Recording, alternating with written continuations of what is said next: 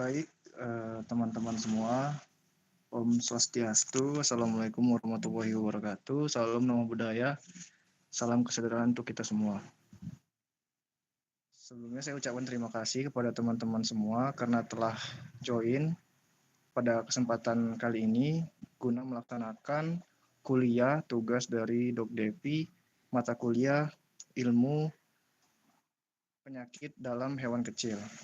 Jadi pada siang kali ini kita akan presentasi dua kelompok dari kelas A, di mana nanti akan dimulai dari kelompok A1, diskusi, kemudian dilanjutkan dengan kelompok A2, diskusi, dan sesi dokumentasi.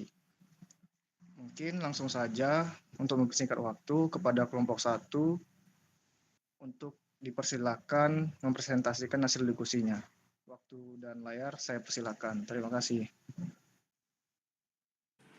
Baik, terima kasih kepada Agung. Kami izin share screen PowerPoint kami.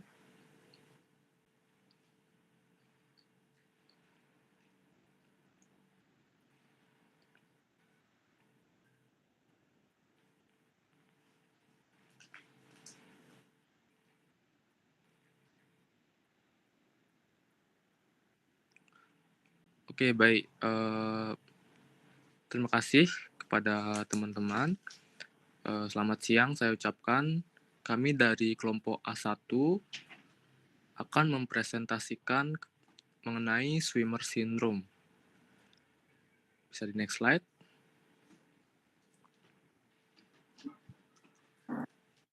Berikut adalah nama-nama dari anggota kelompok kami.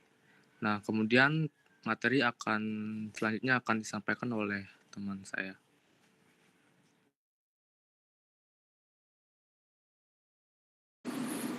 Baik, izin masuk. Materi pertama akan saya jelaskan, yaitu mengenai pengertian.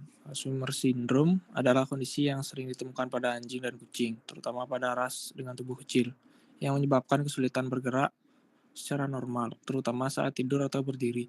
Kondisi ini dapat mempengaruhi kualitas hidup hewan dan memerlukan perhatian medis intensif. Diagnosis yang cepat dan perawatan yang tepat sangat penting untuk menentukan prognosis hewan yang terdampak. Pemahaman lebih mendalam mengenai mekanisme, penyebab, dan tanda-tanda klinis sindrom ini diperlukan agar dapat mengembangkan metode pencegahan dan terapi yang efektif, serta memberikan solusi optimal bagi hewan peliharaan yang terdiagnosis. Selanjutnya akan dijelaskan oleh rekan saya. Terima kasih.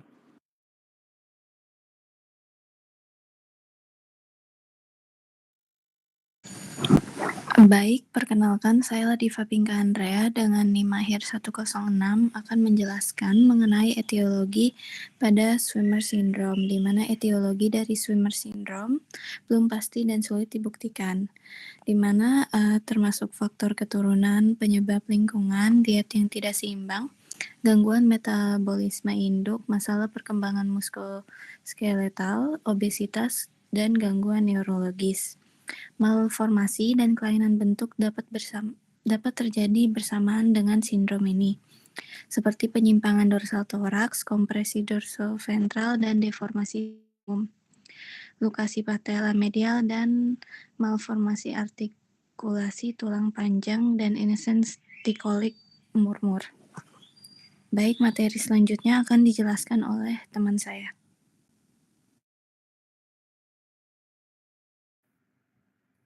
Perkenalkan, nama saya Putu Gede Pratyana Antoli dengan NIM 073.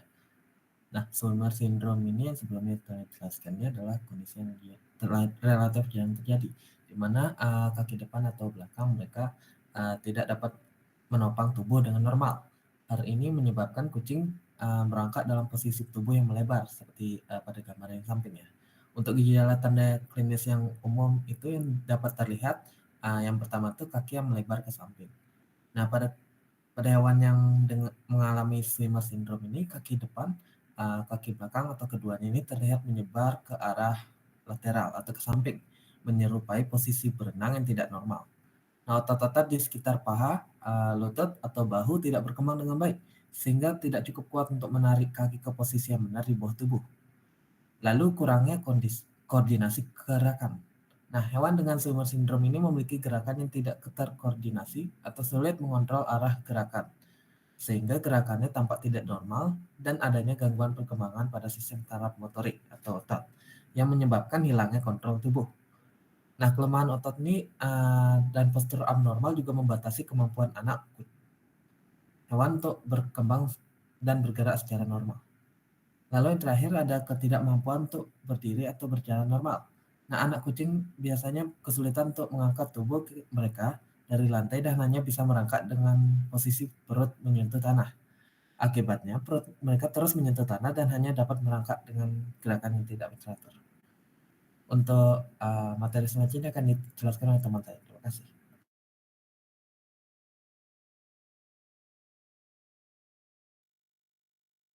Baik, izin masuk. Untuk selanjutnya adalah pemeriksaan untuk diagnosa.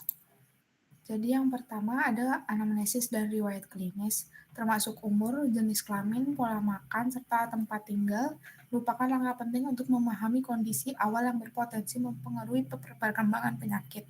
Selanjutnya, pemeriksaan fisik dilakukan untuk mengidentifikasi tanda-tanda klinis spesifik seperti adanya abduksi ekstremitas, terutama ekstremitas pelvis dan toraks, lalu deformitas fisik seperti tulang dada yang rata, lalu kesulitan berdiri atau berjalan. Selanjutnya, pemeriksaan radiologi atau rongsen. Itu digunakan untuk mengidentifikasi deformitas toraks seperti thoracic flattening dan untuk menentukan ada tidaknya kelainan lain seperti pectus excavatum atau abnormalitas tulang lainnya. Lalu pemeriksaan ekografi digunakan untuk memeriksa adanya abnormalitas kongenital pada vaskular jantung dan paru. Lalu yang terakhir pemeriksaan neurologis dilakukan untuk mengidentifikasi gangguan neurologis seperti kelainan saraf perifer atau sinapsis neuromuskular. Untuk selanjutnya akan dijelaskan oleh teman saya. Terima kasih.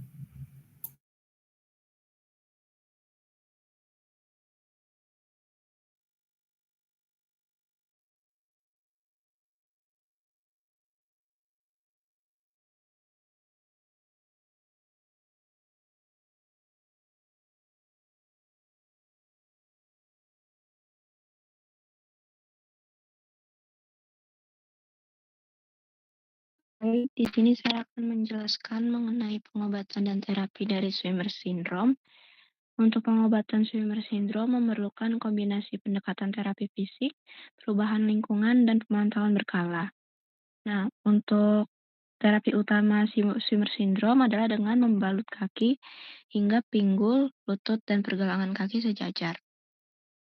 Untuk terapi fisik sendiri juga diperlukan untuk membantu otot dan tendon mengembangkan ketegangan yang tepat untuk berdiri dan berjalan.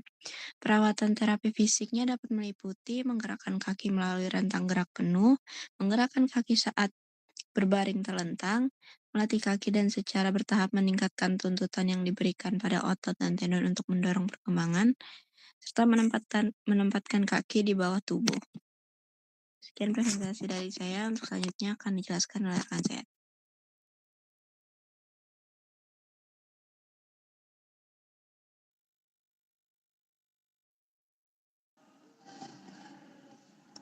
Baik, selanjutnya contoh kasus. Sebelumnya mohon maaf saya memakai device teman saya. Perkenalkan, saya Rafinka Septriani Zalianti dengan NIM akhir 035.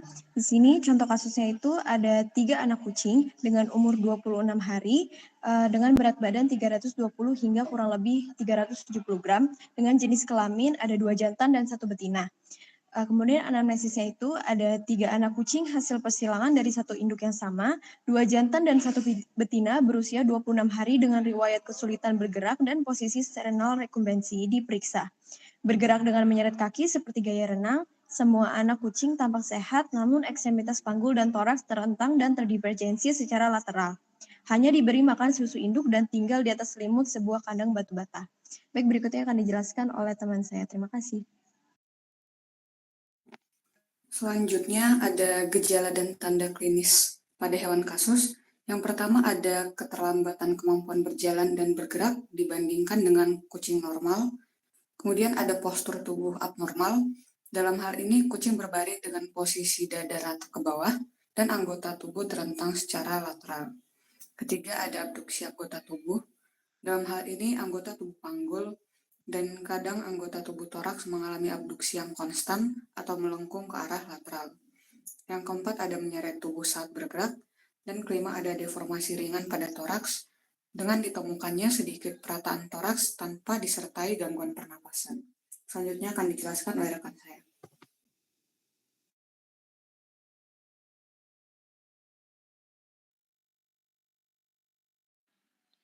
Baik, selanjutnya ada pemeriksaan. Untuk yang pertama, pemeriksaan fisik, di sini beratnya 320-370 gram. Untuk pelvis dan toraks limbs-nya terentang dan menyimpang ke samping. Bagian toraks rata dan tidak mengalami dyspnea dan generecofatum. Untuk pemeriksaan neurologikalnya normal. Dan yang kedua ada pemeriksaan radiografi toraks, di mana bagian toraks datar, kepadatan tulang normal, tidak ada keterlibatan jantung atau paru-paru, tidak ada pectus excavatum, tidak ada kelainan sternum, dan tidak ada tanda-tanda osteopetrosis. Dan yang ketiga ada ekokardiografi. Tidak ditemukan kelainan kongenital pada pembuluh darah jantung dan paru-paru.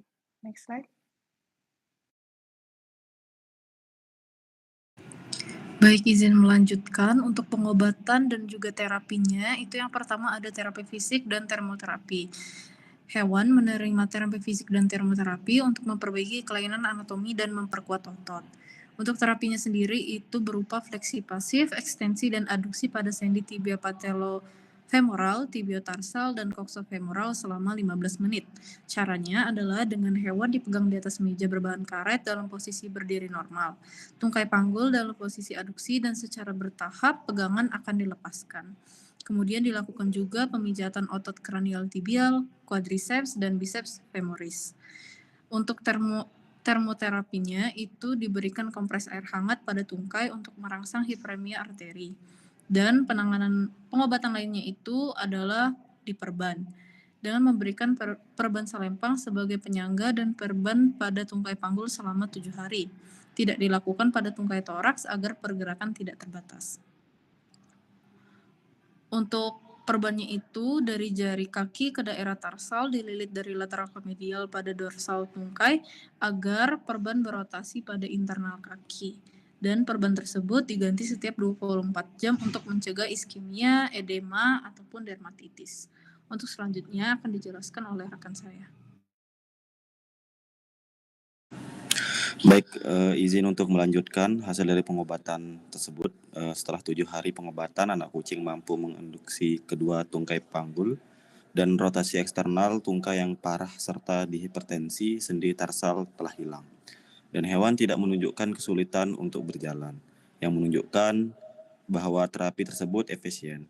Pemeriksaan klinis dan radiologis yang dilakukan setelah 7 hari menunjukkan aktivitas fungsional dan normal pada tungkai panggul dan toraks. Selanjutnya akan dijelaskan sama rekan saya.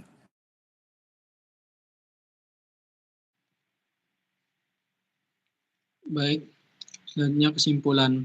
Nah, kasus Swimmer syndrome pada 3 anak kucing menunjukkan bahwa pengobatan dini melalui terapi fisik, penggunaan perban untuk mengimobilisasi anatomis, dan stimulasi motorik dapat memberikan hasil yang sangat positif.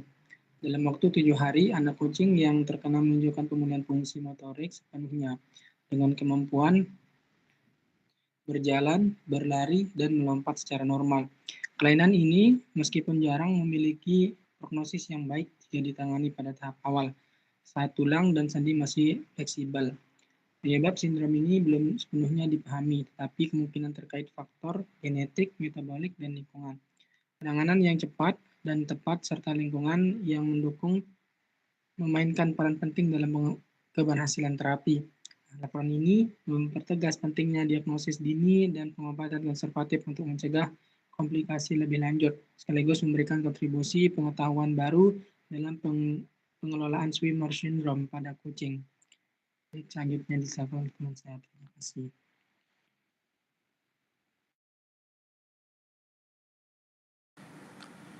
Baik, sekian presentasi dari kelompok A1 mengenai penyakit Swimmer syndrome.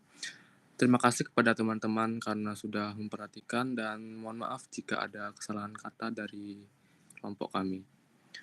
Selanjutnya kami akan membuka sesi diskusi kepada teman-teman yang ingin bertanya bisa langsung disampaikan. Baik, izin bertanya.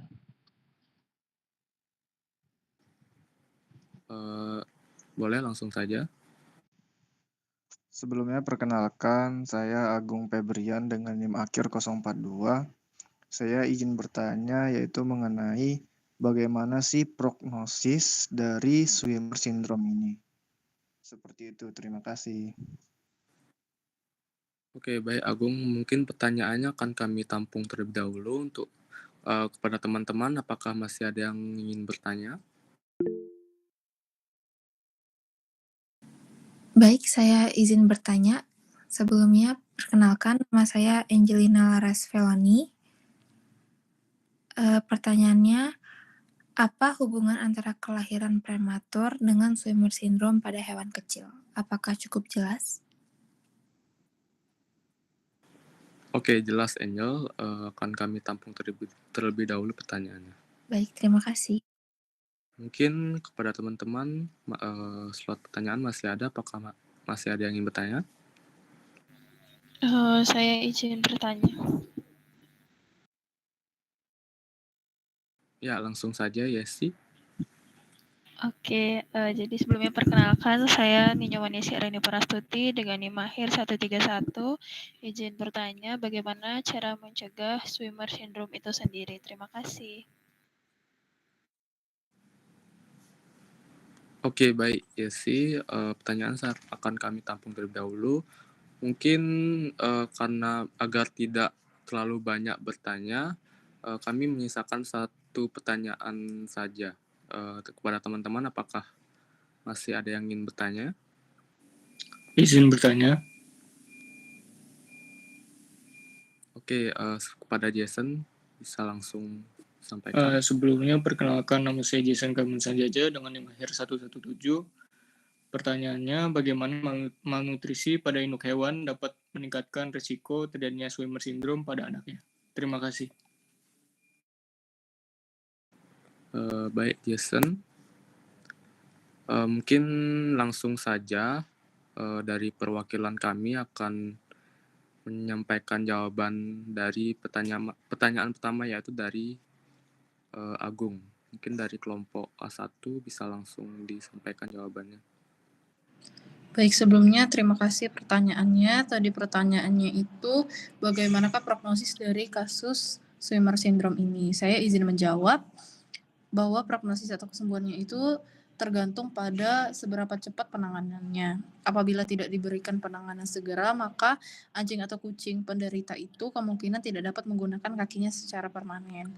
Dan kemungkinan yang kedua itu terjadi perubahan bentuk pada anggota tubuh lain, dan sebaliknya apabila segera ditangani dan diberikan terapi secara konsisten, maka pasien dapat sembuh dan berjalan kembali dengan normal.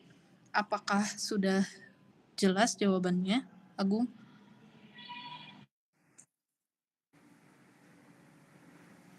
Sudah jelas, terima kasih.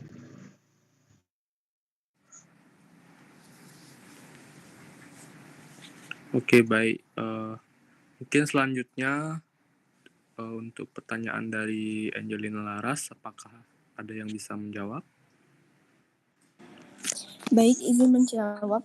Tadi pertanyaannya adalah apakah hubungan antara dari kelahiran prematur dengan Swimmer syndrome? Baik, sebelum perkenalkan saya Rafinka Septeniazalianti dengan NIM akhir 035, izin menjawab. Jadi kelahiran prematur pada hewan kecil ini dapat meningkatkan resiko Swimmer syndrome karena anak hewan yang lahir sebelum waktunya mungkin mengalami keterlambatan dalam perkembangan otot dan saraf.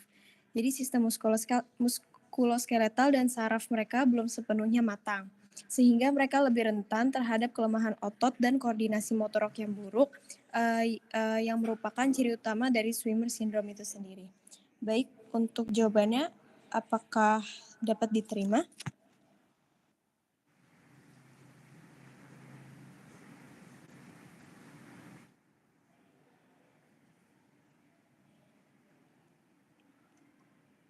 Baik, apakah jawabannya dapat diterima, Angel? Bisa, terima kasih, Rafinka. Oke, mungkin karena pertanyaan kedua sudah dijawab, saya izin menjawab pertanyaan yang nomor 3 dari saudara Yesi. Itu pertanyaannya bagaimana cara mencegah Swimmer syndrome itu sendiri.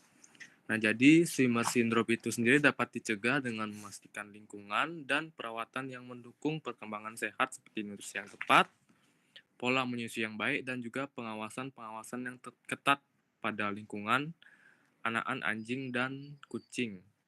Mungkin sekian jawaban dari saya.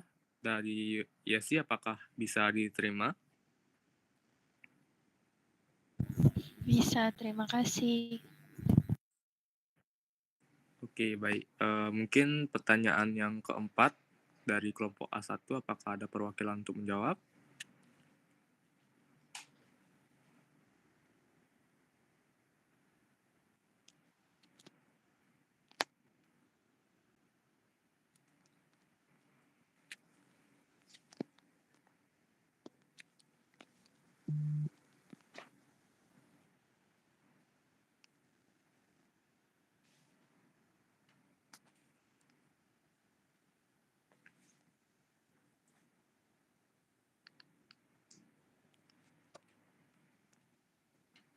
Baik, saya izin menanggapi pertanyaan keempat dari Jason terkait bagaimana malnutrisi pada induk hewan dapat meningkatkan risiko terjadinya Swimmer syndrome pada anaknya, di mana malnutrisi pada induk hewan selama kehamilan atau laktasi dapat meningkatkan risiko Swimmer syndrome pada anak karena kekurangan nutrisi penting seperti kalsium, fosfor, vitamin D, dan protein yang diperlukan untuk perkembangan tulang, otot, dan sistem saraf.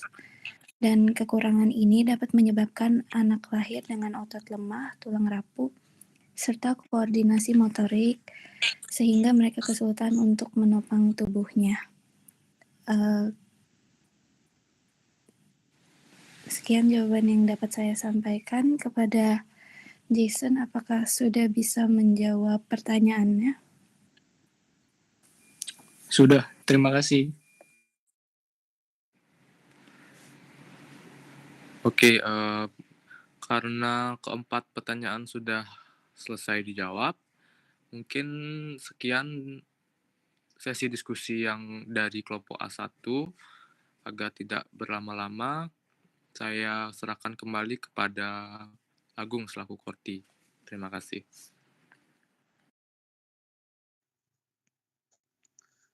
Baik, terima kasih Deta selaku moderator dan terima kasih juga pada kelompok A1 yang telah memaparkan materi presentasinya mengenai Swimmer syndrome. Kita beri tepuk tangan dulu.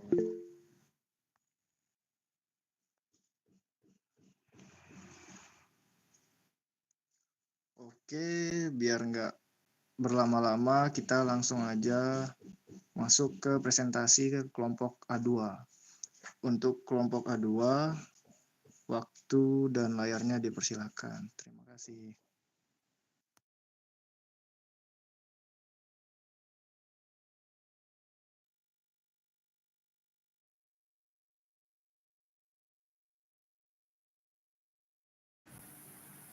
Baik, selamat pagi teman-teman semua. Selamat pagi juga untuk Dok Devi. Kami dari kelompok A2 akan mempresentasikan PPT kami mengenai spondylosis sebagai salah satu syarat tugas dari mata kuliah ilmu penyakit dalam hewan kecil dengan dosen pengampu Dr. Hewan Bulu Devi Jayanti, MSc.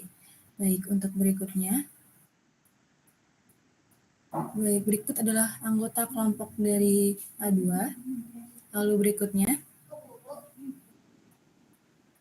Baik, untuk materi pertama akan disampaikan oleh teman saya.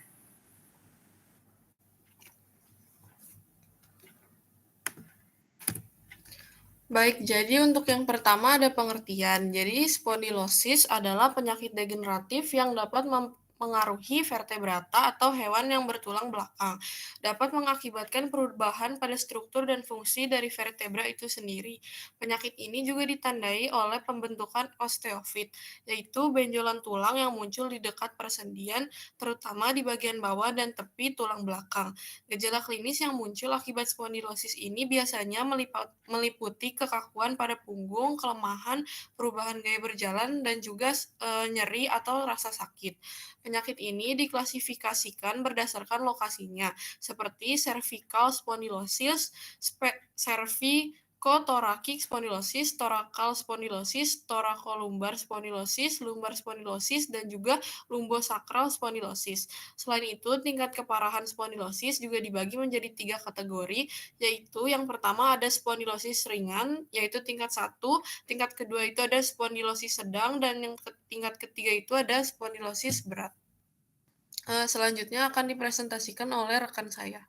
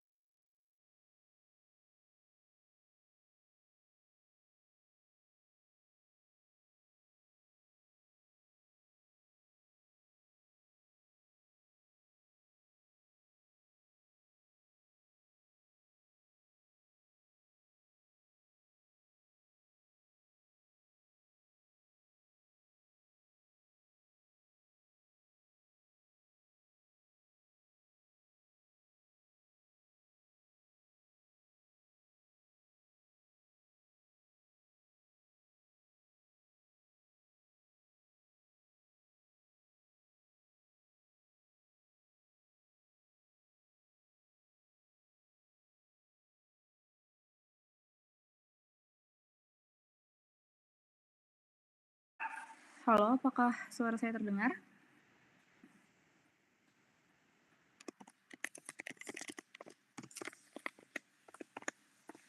Terdengar, Jelly. Oke, baik. Sebelumnya mohon maaf tadi ada kesalahan jaringan. Jadi, izin melanjutkan terkait etiologi spondilosis. Jadi, spondilosis pada hewan, khususnya anjing dan kucing, adalah kondisi degeneratif yang sering ditemukan pada tulang belakang, terutama pada individu yang lebih tua. Secara etiologi, kondisi ini disebabkan oleh beberapa kombinasi faktor yang mempengaruhi struktur dan tulang belakang. Adapun faktor-faktornya, yang pertama, proses degeneratif akibat penuaan. Jadi, seiring bertambahnya usia, cakram invertebralis mengalami degenerasi yang ditandai dengan penurunan elastisitas dan kekuatan. Hal ini memicu pembentukan osteosit atau bone spurs pada permukaan tulang untuk menstabilkan segmen tulang belakang yang lemah.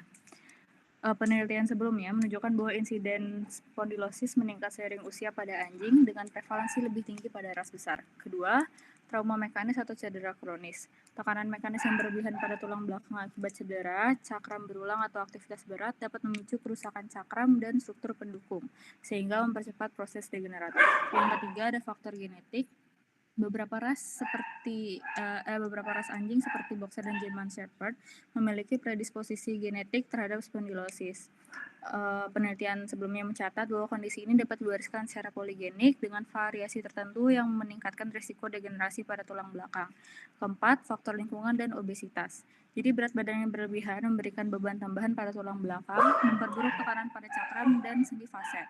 Selain itu, postur tubuh yang buruk atau kurangnya aktivitas fisik juga berkontribusi pada degenerasi tulang belakang. Jadi penelitian mendalam menunjukkan bahwa spondylosis deformans tidak selalu menunjukkan gejala klinis yang jelas. Namun, pada kasus yang parah, kondisi ini dapat menyebabkan nyeri, kekakuan, atau gangguan neurologis akibat komprehensi saraf. Untuk selanjutnya akan dijelaskan oleh teman saya. Terima kasih. Baik, yang berikutnya ada patogenesis spondilosis. Spondilosis adalah kondisi degeneratif yang mempengaruhi tulang belakang, yang ditandai dengan perubahan degeneratif pada diskus invertebralis, osteofit atau taji tulang pada badan vertebra, serta perubahan pada fasit sendi dan ligamen yang menyokong kolumna vertebralis. Patogenesis spondilosis pada manusia umumnya berkaitan dengan proses penuaan alami, yang dimana diskus invertebralis mengalami penurunan kualitas akibat kehilangan air dan elastisitasnya. Hal ini menyebabkan penurunan kemampuan penyerapan guncangan dan distribusi tekanan antar vertebra. Lalu yang berikutnya ada patogenesis spondilosis pada hewan, yang dimulai dengan degenerasi diskus invertebralis yang mengarah pada penurunan elastisitas dan kualitas diskus tersebut. Proses ini diikuti oleh pembentukan osteofit atau taji tulang pada badan vertebra dan hipertrofi pada faset sendi dan ligamen yang mengelilingi tulang belakang. Seiring berjalannya waktu, perubahan degeneratif ini menyebabkan penurunan stabilitas segmen vertebral dan potensi timbulnya ketidakstabilan segmental. Kondisi ini dapat diperburuk dengan faktor predisposisi seperti usia, genetik atau trauma berulang pada hewan, yang dapat mempercepat degenerasi diskus dan mempengaruhi persendian vertebra.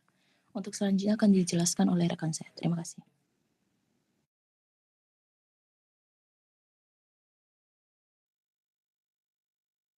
Baik, sebelumnya perkenalkan saya Mia Hosasi dengan NIM akhir 072. Kita masuk ke dalam studi kasus, di mana studi kasus kali ini kami menyajikan studi kasus tentang anjing yang mengalami spondilosis lumbosakral. Di mana spondilosis lumbosakral ini, seperti yang telah dijelaskan secara umum tadi, merupakan kelainan degeneratif yang terjadi pada perubahan susunan tulang dan jaringan lunak, di mana terjadi stenosis dan penyempitan pada spesifikasinya di saluran saraf tulang belakang pada os vertebrae lumbalis 6 hingga os vertebrae sacralis. Dapat dilihat gambar di samping bahwa gambar tersebut menunjukkan posisi tulang yang terjadi stenosis dan penyempitan saraf. Baik, untuk presentasi selanjutnya akan saya serahkan kepada teman saya. Baik, untuk selanjutnya yaitu sinyalemen dan juga anamnesis dari kasus spondilosis lumbosakral. Untuk sinyalemennya yaitu jenis hewannya anjing dengan ras campuran yang berumur 12 tahun. Warna rambut dari anjing tersebut yaitu berwarna putih coklat dengan berat badan 27 kg.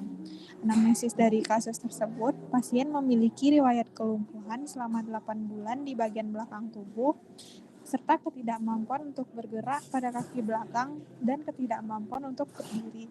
Untuk slide selanjutnya akan dijelaskan oleh teman saya. Terima kasih. Baik, yang berikutnya yaitu mengenai gejala dan tanda klinis. Pada kasus ini, gejala dan tanda klinis yang ditemukan yaitu pasien memiliki riwayat kelumpuhan selama 8 bulan di bagian belakang tubuh, serta pasien memiliki ketidakmampuan untuk bergerak dengan kaki belakang. Lalu berikutnya, ketidakmampuan untuk berdiri di mana anjing dalam kondisi dekubitus lateral dan tidak dapat berdiri dengan tungkai kaki belakang yang lumpuh tersebut. Lalu, gejala dan tanda klinis berikutnya yaitu otot dorsal lumbar sakral dan otot kaki belakang mengalami atrofi yang cukup parah, serta luka dan juga borok. Nah, luka dan borok ini dikarenakan anjing yang berbaring sepanjang waktu dan anjing yang berusaha menyeret kakinya untuk bergerak. Untuk penjelasan berikutnya akan dijelaskan oleh teman saya. Baik, izin melanjutkan. Selanjutnya itu pemeriksaan fisik. Dari hasil pemeriksaan fisik yang telah dilakukan, didapatkan bahwa suhu dari pasien itu 38,2 Celcius yang menunjukkan masih dalam suhu normal. Lalu dilakukan tes respon rasa sakit dan juga respon neurologis, dan hasilnya itu didapatkan negatif. Lalu terdapat inkontinensia urin dan feses secara intermittent, yang mana urin dan feses ini keluar secara tiba-tiba pada waktu yang tidak tetap atau bisa saja berjeda, dan juga didapatkan atau ditemukan ulcer dan luka pada bagian punggung serta kaki belakang. Selanjutnya akan saya serahkan kepada teman saya. Baik, presentasi akan saya lanjutkan. Sebelumnya perkenalkan, nama saya Nyoman Okitanaya dengan NIM akhir 118. Baik, selanjutnya ini merupakan bagian pemeriksaan penunjang. Dalam kasus ini kita melakukan pemeriksaan radiografi. Ini dilakukan dengan tujuan untuk mendeteksi adanya perubahan struktural pada tulang belakang lumbosakral. Nah, penemuan yang dapat dari pemeriksaan radiografi ini adanya beberapa taji tulang atau osteofit yang merupakan respon tubuh terhadap ketidakstabilan atau tekanan pada tulang belakang. Pada spondylosis deformans, osteofit ini sering muncul di daerah ventral di antara vertebra lumbal dan juga sakral. Dapat kita amati pada gambar 1 dan juga 2, yang hal ini dapat mengubah garis anatomi lokal. Dengan perubahan yang terjadi pada hasil pemeriksaan radiografi ini, menguatkan dugaan terhadap diagnosis spondylosis deformans dan artrosis intervertebra dengan osteofitosis. Baik, untuk presentasi selanjutnya saya serahkan ke teman saya. Baik, sebelumnya perkenalkan saya Agung Febrian dengan NIM akhir 042. Saya akan menjelaskan mengenai treatment dan pengobatan tradisional. Yang pertama itu ada terapi antiinflamasi. Jadi dalam kasus ini anjing diberikan kombinasi obat antiinflamasi seperti dexamethasone, lidocaine, dan larutan NaCl diberikan melalui injeksi paravertebral pada area tulang belakang. Nah, penggunaan terapi antiinflamasi ini dikombinasikan dengan herbal antiinflamasi seperti kunyit. Tujuannya itu mengurangi peradangan dan nyeri pada area yang terdampak. Yang kedua itu ada masa diet pemulihan. Jadi untuk memperbaiki kekuatan tubuh pada anjing dapat diberikan nutrisi yang mendukung regenerasi jaringan otot dan saraf, yaitu berupa makanan kaya protein seperti telur puyuh, daging rebus, hati, ikan, keju tanpa garam, dan madu untuk regenerasi jaringan. Kemudian yang ketiga itu terapi neurologis dan stimulasi saraf. Nah, terapi ini dapat diberikan ramuan herbal seperti ginseng, ginkgo biloba, vitamin B kompleks yaitu B12, B1, dan B6 yang digunakan untuk mendukung fungsi saraf. Juga diberikan pijatan, akupressure, ataupun akupuntur untuk merangsang titik-titik saraf tertentu. Yang keempat yaitu peningkatan massa otot dengan metode alami, yaitu dengan mengembalikan kekuatan otot yang hilang akibat atrofi, trauma, dan kecelakaan. Dapat diberikan steroid veteriner, yaitu dengan pemberian myodin, digunakan sebagai bagian dari terapi untuk meningkatkan massa otot dan kekuatan tubuh. Nah, myodin ini adalah injeksi steroid anabolik yang diberikan secara intramuskular setiap 3 minggu. Kemudian yang terakhir, yang kelima itu terapi fisik renang. Nah, terapi fisik ini dapat dilakukan dengan cara berenang di air hangat pada suhu 36-30 derajat Celcius yang dapat membantu otot dan saraf berfungsi kembali dan membantu melatih kembali otot tanpa memberikan beban berlebihan pada tubuh. Sekian dari saya, selanjutnya akan dilanjutkan oleh teman saya. Terima kasih. Baik, saya akan menjelaskan mengenai treatment dan pengobatan medis. Untuk yang pertama, itu ada terapi antiinflamasi yang biasanya menggunakan kombinasi obat seperti dexamethasone, lidocaine, dan juga larutan NaCl yang diberikan melalui injeksi paravertebral pada area tulang belakang. Lalu untuk pengobatan berikutnya ada antibiotik yang biasanya digunakan adalah Cefalen sebanyak 500 mg per 12 jam per oral selama 10 hari. Selain itu antibiotik lainnya yang digunakan yaitu Neocaf spray dan juga Mibazon yang diaplikasikan 3 kali dalam sehari. Lalu untuk pengobatan yang ketiga terdapat penggunaan topikal gel atau salep medikasi di mana yang biasa digunakan adalah osteosikatrat, Rumat gel, Ekvat gel forte, dan juga Vanogel di mana gel atau salep ini dapat digunakan dengan cara memijat area lumbar sakral lalu diaplikasikan dengan frekuensi 3 kali dalam sehari. Lalu untuk obat berikutnya terdapat obat kondroprotektif, di mana obat kondroprotektif sendiri merupakan obat yang melindungi tulang rawan selama terjadi gangguan pada sendi. Pada kasus anjing, obat kondroprotektif yang biasanya digunakan yaitu Megaflex serta Vertiflex Pro dan dikombinasikan. Megaflex diaplikasikan dengan frekuensi 4 dalam sehari dan dikombinasikan dengan Vertiflex yang dikonsumsi sebanyak 1 pil dalam sehari. Lalu untuk pengobatan terakhir adalah fisioterapi, di mana fisioterapi merupakan bagian yang sangat penting dalam pengobatan dan dilakukan sebagai upaya fisik dengan menggantung bagian belakang tubuh anjing menggunakan alat bantu tekstil. Program ini dapat diulang selama 5 kali sehari dengan 10 sampel latihan setiap sesinya, namun dilakukan dengan hati-hati untuk menghindari kelelahan fisik pada anjing. Baik, untuk berikutnya. Baik, sekian presentasi kami dari kelompok A2. Berikutnya akan saya buka sesi diskusi. Oleh karena itu, kepada teman-teman yang ingin bertanya kepada kelompok kami, dipersilakan untuk langsung bertanya. Baik, sebelumnya saya izin bertanya pada kelompok A2. Di sini sebelumnya perkenalkan saya Gede Bagus Chandra dengan NIM akhir 077 dari kelompok A1. Di sini pertanyaan saya itu, pada kasus spondilosis disebutkan bahwa terbentuknya osteosit atau taji tulang. Apakah perubahan tersebut bersifat reversibel? Sekian, terima kasih. Baik, terima kasih Dodi untuk pertanyaannya. Mungkin untuk pertanyaan akan kami simpan terlebih dahulu. Apabila ada teman-teman yang ingin bertanya kembali, dipersilahkan. Tanya. Mohon maaf sebelumnya saya menggunakan kayak ini voice teman karena saya lagi kendala jaringan. Sebelumnya perkenalkan, nama saya Muhammad Nur Hidayat dengan NIM akhir 005. Saya ingin bertanya bagaimana mekanisme terbentuknya osteofit pada spondylosis deformans. Terima kasih.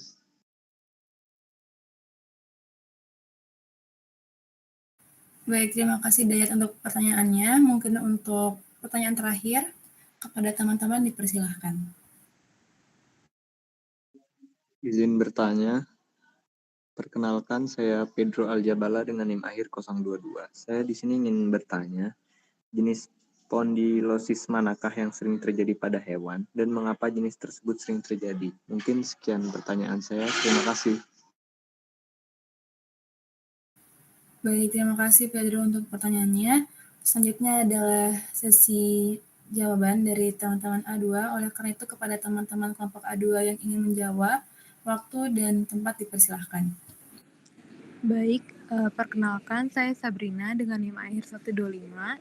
Saya akan menjawab pertanyaan dari Dayat. Osteofit pada spondylosis deformans terbentuk sebagai respons tubuh untuk mengembalikan stabilitas tulang belakang akibat dehidrasi diskus intervertebralis dan kerusakan struktural.